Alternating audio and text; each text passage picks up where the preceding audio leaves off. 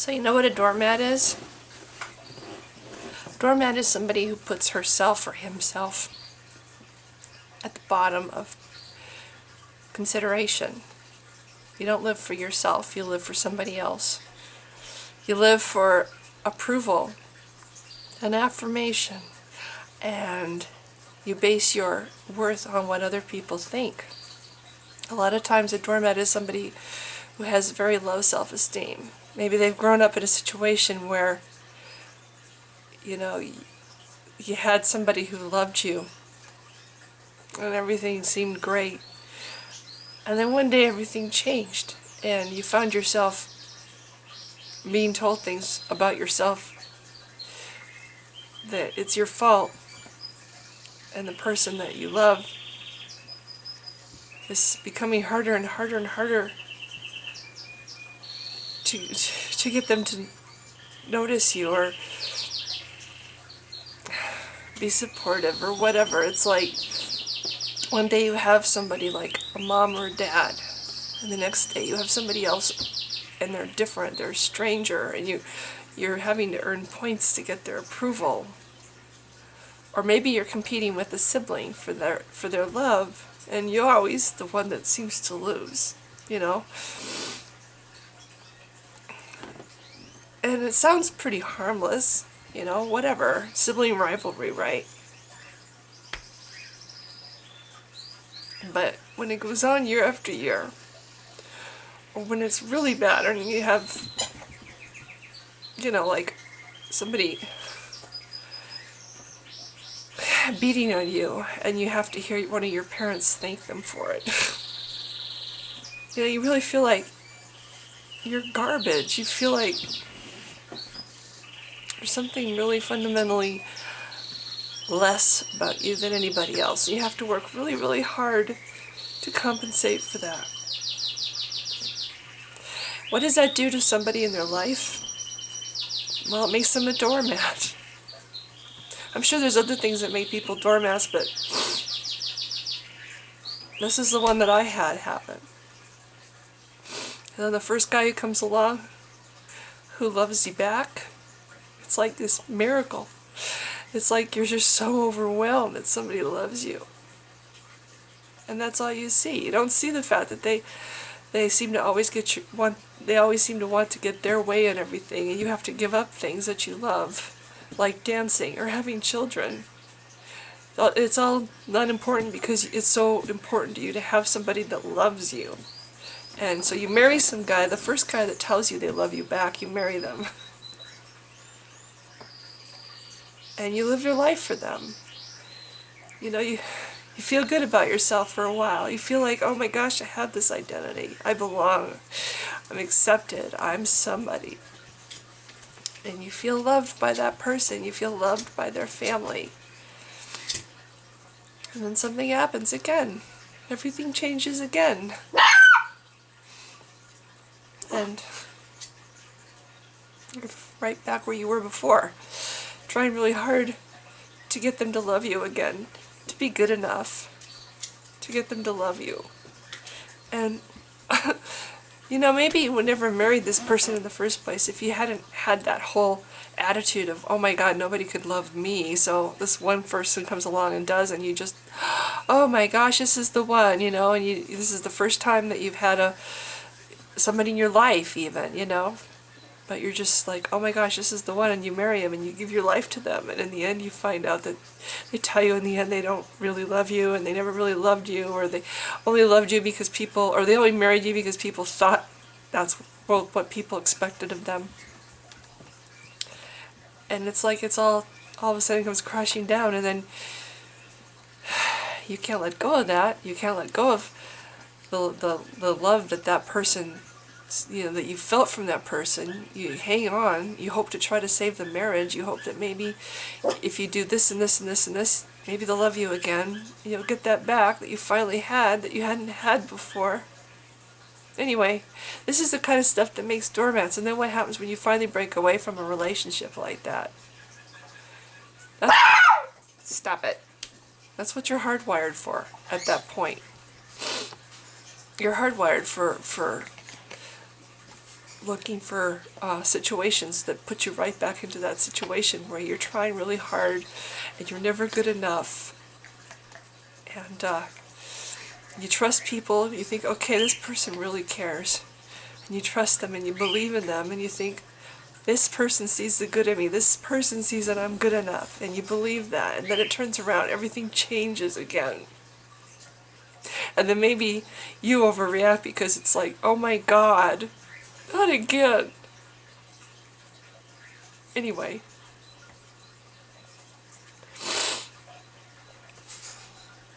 Doormats are people who depend on other people to make them happy. Doormats are people who give too easily to other people and accept one-sided relationships and accept that that's all they deserve is one-sided relationships or people who pretend to care or pretend to be your friend when they're really just enduring you and hoping you'll go away, hoping you'll figure it out for yourself one day and just go away. That's what doormats are.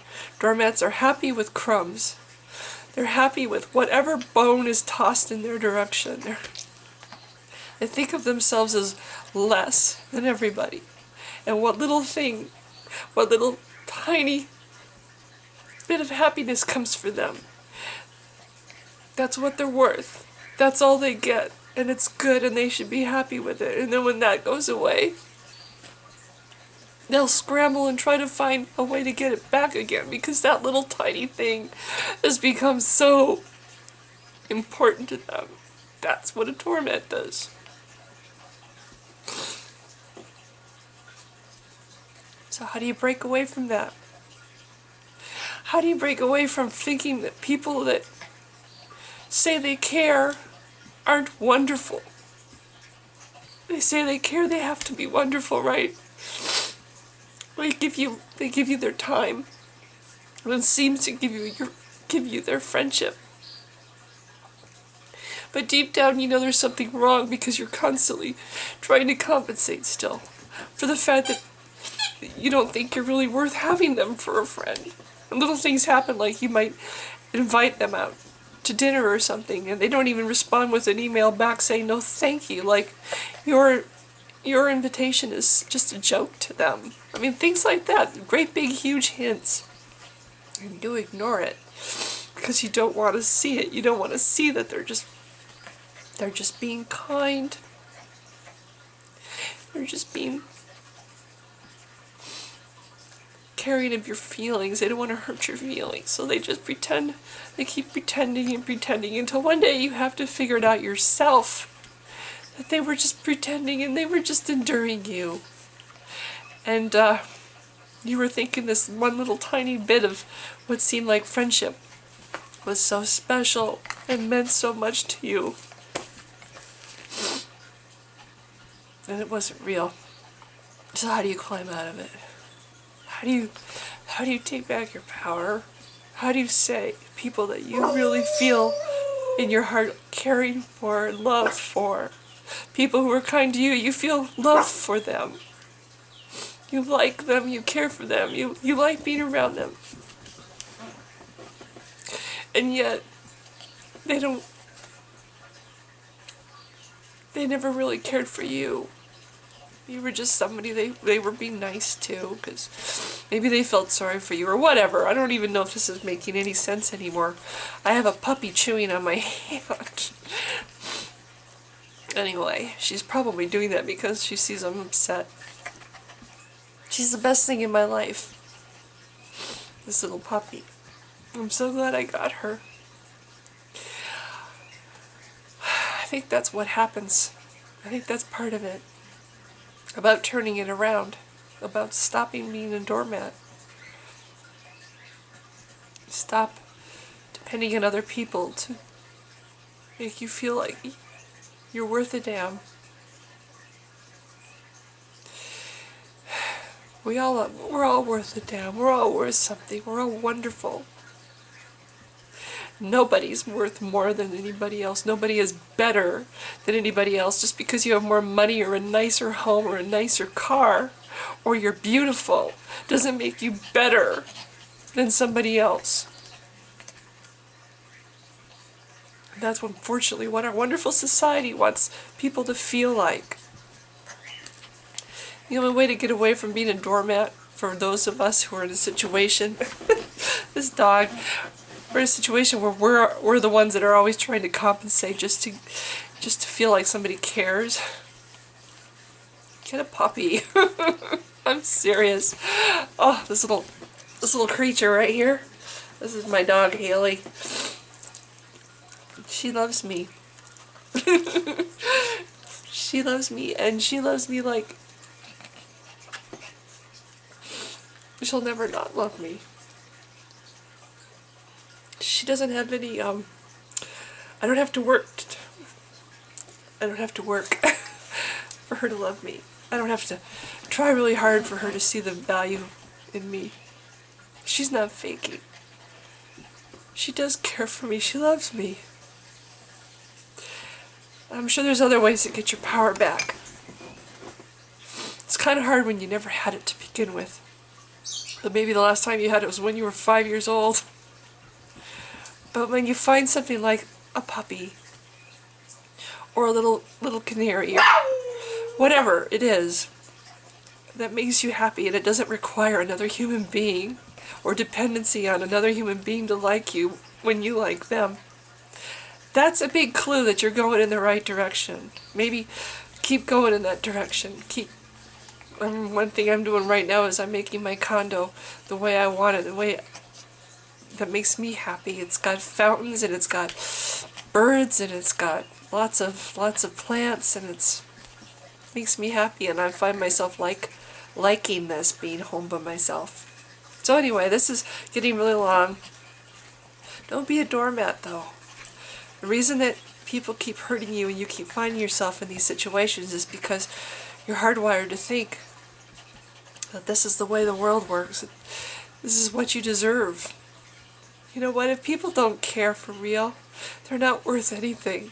If people can't care back when you show them support, if people can't appreciate you when you show affection for them and friendship for them, if they have this attitude like you're just not worth enough for them to really care for you, fuck them. You're worth more. You're worth a lot more. And everybody deserves a puppy. I think I'll end it on that note. Thanks for listening.